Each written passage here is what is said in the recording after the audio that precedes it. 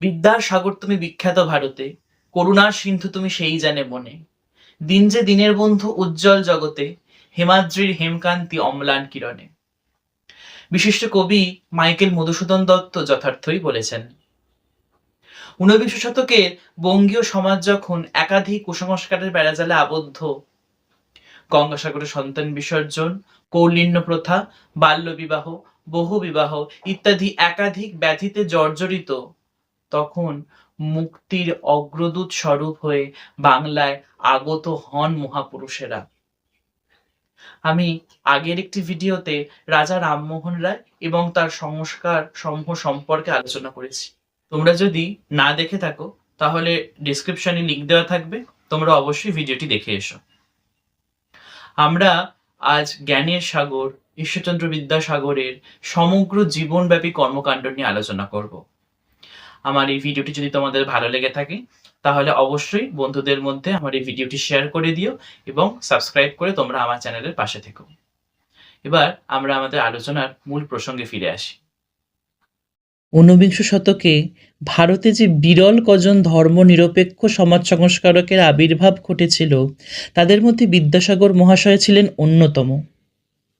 মেদিনীপুর জেলার বীরসিংহ গ্রামের ঠাকুরদাস বন্দ্যোপাধ্যায়ের স্বনামধন্য পুত্র ঈশ্বরচন্দ্র বিদ্যাসাগর নবজাগরণের ভাবধারা দ্বারা অনুপ্রাণিত হয়ে একদিকে যেমন চিরকালীন ধর্মীয় বন্ধন মুক্তির জন্য সচেষ্ট হয়েছেন, তেমনি অন্যদিকে নিপীড়িত দুর্দশাগ্রস্ত নারী সমাজের উন্নতির জন্যে ঐকান্তিক চেষ্টা করেছেন। ছাত্রছাত্রীদের উদ্দেশ্যে আমার একটি প্রশ্ন রইল। আমার এই আলোচনাতে আমি ঈশ্বরচন্দ্র বিদ্যাসাগর মহাশয়ের পিতার নাম সম্পর্কে বলেছি। তোমরা যদি তার মায়ের নাম সম্পর্কে অবগত হও তাহলে অবশ্যই কমেন্ট বক্সে আমাকে জানিও। তোমরা বলতে পারবে বিদ্যাসাগর মহাশয় কোন কলেজের অধ্যক্ষ ছিলেন?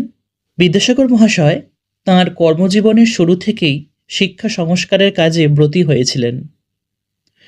আগে শুধুমাত্র উচ্চবর্ণীয় হিন্দু সম্প্রদায়ের জন্য সংস্কৃত কলেজে শিক্ষাদানের বন্দোবস্ত ছিল। বাকিরা সংস্কৃত কলেজে শিক্ষা লাভ থেকে বঞ্চিত হতেন।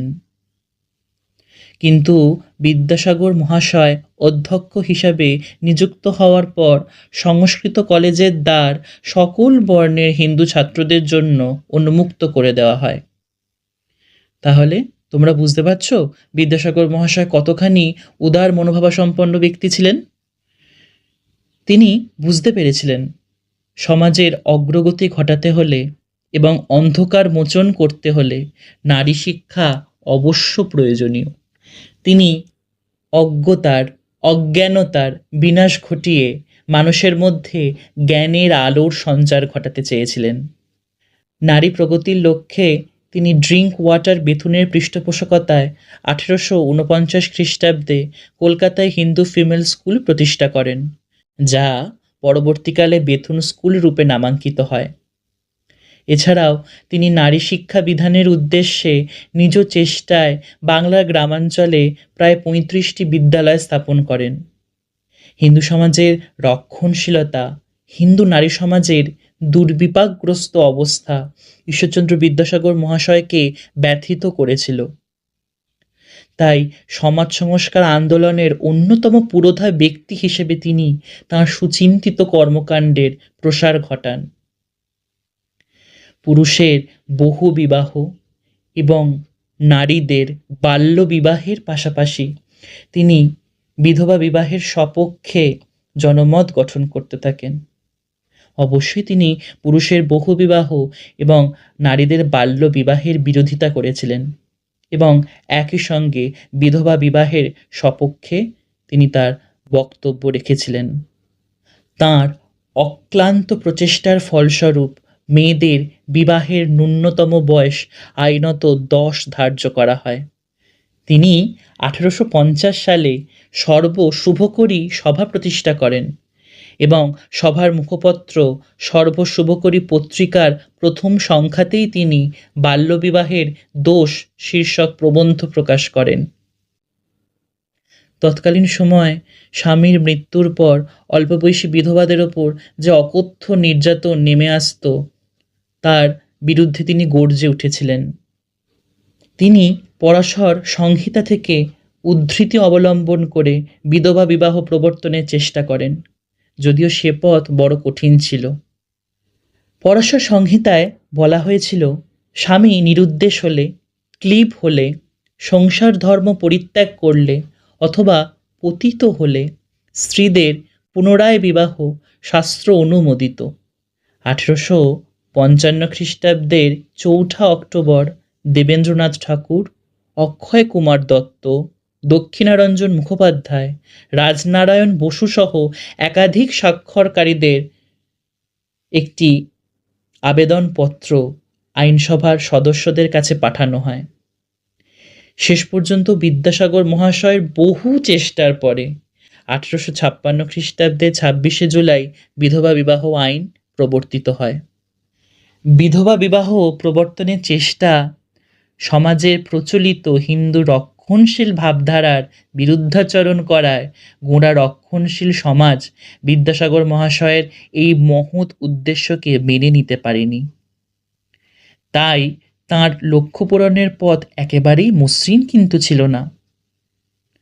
তবে উচ্চবর্ণীয়দের দ্বারা অপমানিত, অসম্মানিত হলেও বিদ্যাসাগর মহাশয় কিন্তু নিজের আদর্শ থেকে বিন্দু মাত্র বিচ্যুত হননি।